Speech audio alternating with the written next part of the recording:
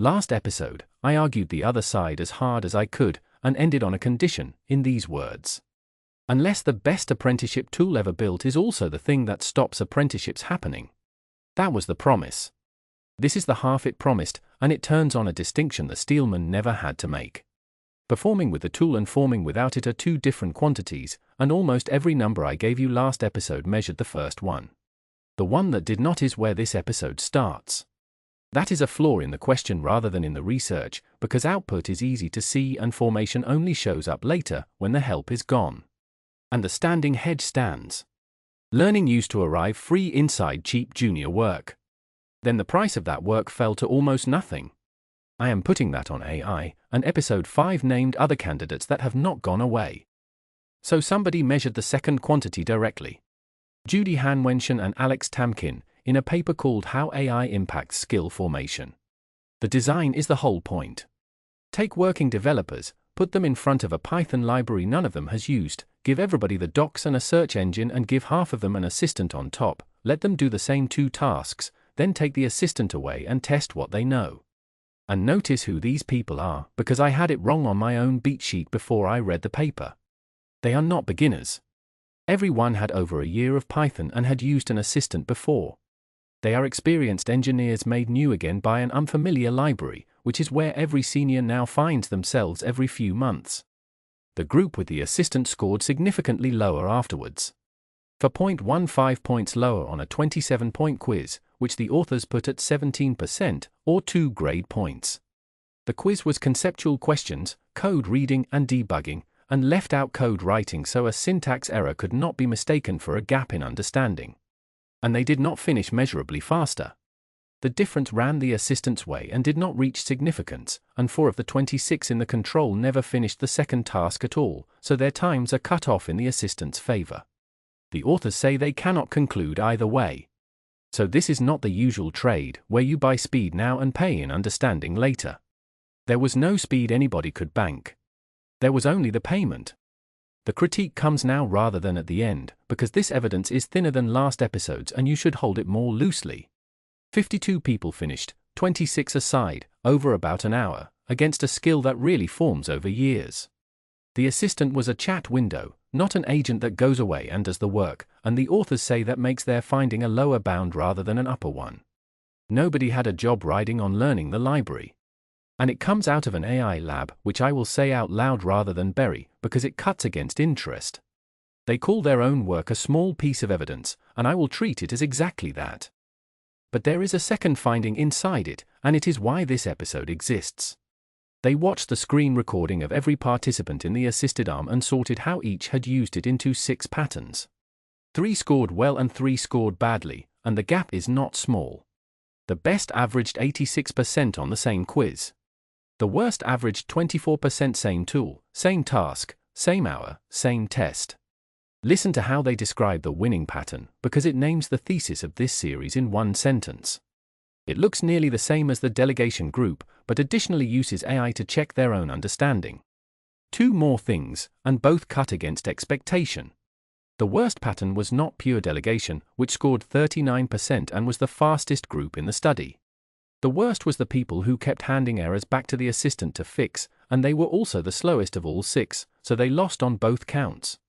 And in a breakdown the authors flag as exploratory and not pre-registered, the widest gap between assisted and unassisted was on the debugging questions.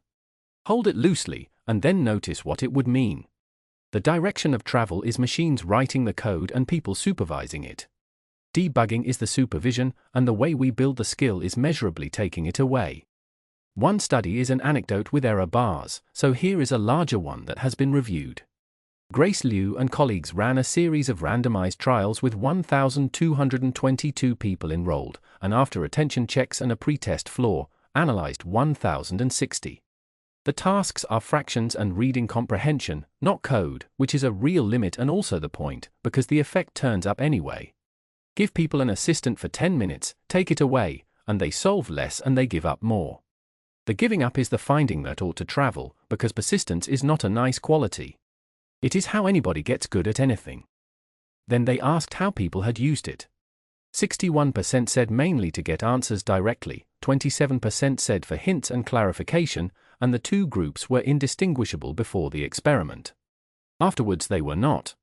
The direct answer group solved 65% and gave up on 13%. The hints group solved 76% and gave up on 5%, level with the control group who were never given one. And the honest row, the one that cuts against me, is that the people who had an assistant and barely touched it scored highest of all. And the third source sits inside the strongest evidence I put on air last episode, because that support agent study ran an outage test and then split it by how people had used the tool. Here are Brynjolfsson, Lee, and Raymond on their own Figure 7, and their caution travels with it, because they write that outages are rare, so their estimates are noisy, and that their findings apply to a particular tool in a single firm in a single occupation. Panel C reveals that workers with high initial adherence to AI recommendations experience significant and rapid declines in chat processing times, even during outages, relative to their pre-adoption baseline. In contrast, Panel D shows no such improvement for workers who frequently deviate from AI suggestions. They see no reduction in chat times during outage periods, even after prolonged AI access. 3 studies, a small lab experiment on engineers, a large online trial on ordinary people, and a field study inside a real company. All 3 land on the same variable, which is not whether you used it but how. Now the honest limit, in my voice rather than in small print. In all 3, that variable was observed and not assigned. Nobody was told to ask conceptual questions, people chose, and the researchers watched. The same result across 3 designs is real evidence, and still not proof that changing how you use it changes what you keep. Which is also why the most famous study on this subject is not in this episode. Electrodes, essay writing, the phrase cognitive debt, headlines for a fortnight. 54 people took part, and the result everybody quoted rests on the 18 who came back for the last session. It is a preprint, and for researchers have posted a formal commentary, itself also a preprint, raising its sample size, its reproducibility, its handling of the brain data and its transparency. It may turn out to be right. It is not carrying an argument of mine until it has been reviewed. And the study my own beat sheet called the hinge fact of this series, I could not verify in primary form, so it is not here either. Now the payoff I have held since episode 4, from the one profession that has been through this and answered in writing. The final report into the loss of Air France for 7, in the English edition the investigators themselves call a translation, says this about the training those pilots had. Current training practices do not fill the gap left by the non-existence of manual flying at high altitude, or the lack of experience on conventional aeroplanes. Furthermore, they limit the pilot's abilities to acquire or maintain basic airmanship skills. Acquire or maintain. Formation and retention, named as 2 things, by accident investigators, in 2012. And beside it, the line that should stop this industry. This was probably due to a lack of specific training, although in accordance with regulatory requirements. It was compliant, it was signed off, and it was not enough. The American regulator's own alert, on autopilots and autothrottles, puts the mechanism in a single sentence. Continuous use of those systems does not reinforce a pilot's knowledge and skills in manual flight operations. But that alert mandated nothing, and it took for more years before the same regulator's second alert reported that manual flying maneuvers had been written into the American carriers' training requirements themselves, 6 of them named. Aviation did not answer quickly. It answered.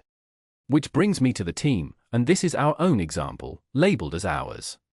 The new hire is well past week 1 and is good with the assistant, so the tech lead is going to run a fading test. 1 class of ticket, assistant off, 1 week, and unannounced, because that same report says the stall exercise puts the trainee in a situation where the warning is expected and the corrective actions are prepared in advance. Not a punishment, but the only way anybody finds out what has formed. So the tool is neither savior nor thief. It is unstructured, and takes the shape of whatever you put around it. Your exercise is that same test on yourself, and this is the first do this rather than watch this. Pick 1 class of work you have quietly stopped doing unaided, turn the assistant off for a week, and measure the gap. That gap is a reading, not a verdict. The artifact is the scaffold versus crutch checklist. You will know it worked when somebody asks for the assistant to be turned off rather than being told. So what must a structure actually provide? 5 things, and every one was already in episode 3.